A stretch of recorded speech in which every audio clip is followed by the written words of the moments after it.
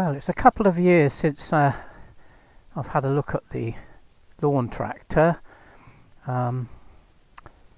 It'll be 14 years old this summer, and I've owned it from new. And just to reiterate, if you haven't seen the previous videos, it cuts about an acre of grass, fairly close mown, every week from March certainly till mid-November, and then it's used probably until mid-December to collect leaves. So it does get a fair bit of use. And to go over it after 14 years, the first thing to say is that the engine is as good now as it was when it was new. Never had a problem with it. All I've done is take the plugs out, clean and gap them, and perfectly okay. Even the air filter just needs to be cleaned and put back, but this isn't a dusty area. So engine wise, the Kawasaki V-Twin has been faultless up to now, touch wood. Just an oil change and filter every year, which I've just done. So engine wise, brilliant. Obviously after 14 years the linkages are starting to wear, so there's more play in things like the steering and all the other linkages. Generally speaking, all that means is that you have to adjust up the height of the deck more as the years roll on, because the linkages are getting a little bit worn. The main reason for doing the vlog is because this year I couldn't walk past the problem anymore. The last time I did a walk around, I said that there was rust appearing where this handhold is on the collector box. Well, that rust last winter had finally come through, and it had rusted out a section where this indent is, where the handle is. I can understand them putting the indent there for strength, but unfortunately, because of the indent, the grass tends to collect up in this area underneath, and hence the rust. So what I've done, I've put a piece of 1mm aluminium underneath, and it comes to about here. It's pop riveted all the way around, so it's flush, and then it's bent round the intake indent here where the handle is. The two handle screws hold it on. These just pop out the ends if you want to get to the nuts and bolts. I just ground them off, they were rusty, so I had to put nuts and bolts back in. And then the far end of the aluminium strip underneath I've deflected downwards to try and keep the grass as it comes out of the chute, which is right there, away from the steel top, because I noticed that there are bubbles coming at the back end, and I guess in the fullness of time that will rust through and I'll need to do another repair. So where it's painted black, that's had an internal repair.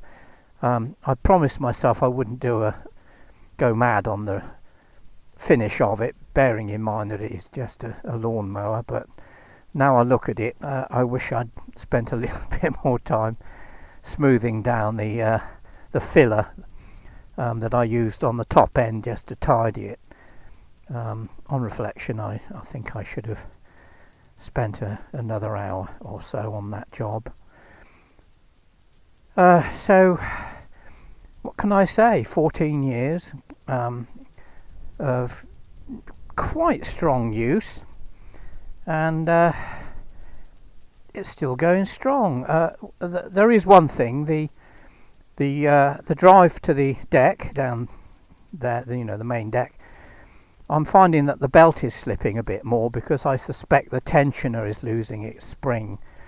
But that's not something I'm too bothered about, because as I said before, if the deck stops working and the belt slips on the drive and you smell burning rubber, that belt will fail in due course, and it's a double-sided belt and it will cost you a lot of money, and it is tending to slip a bit. So if I have the deck too low or take too much of a cut, it does tend to slip. But on the plus side, I know that it's not going to burn the belt, so I haven't really worried about the belt tension not being quite up to when it was new. I haven't had to take the deck off. As I said before, it's pretty straightforward, and every time I take the deck off I clean it and paint it, both sides, but I haven't done that, haven't needed to.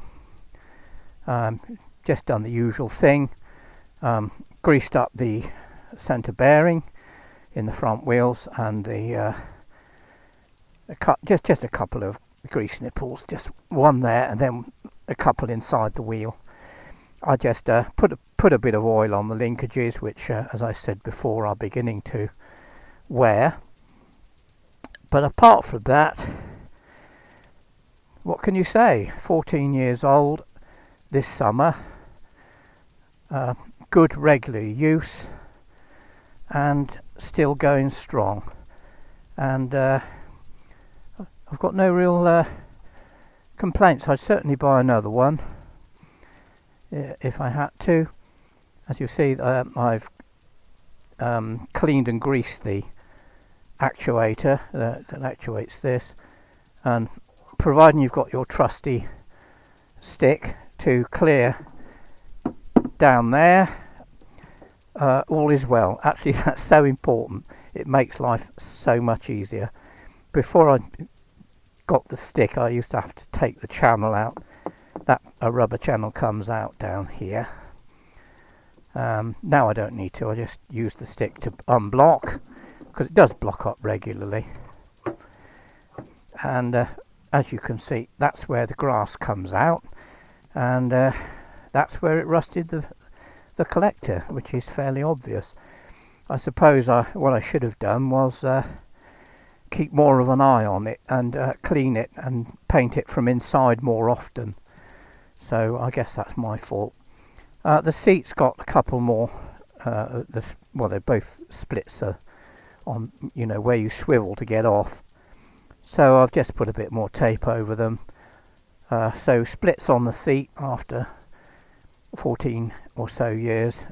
As you can see, everything else, all the steel work is in good condition, all the plastic is in good condition.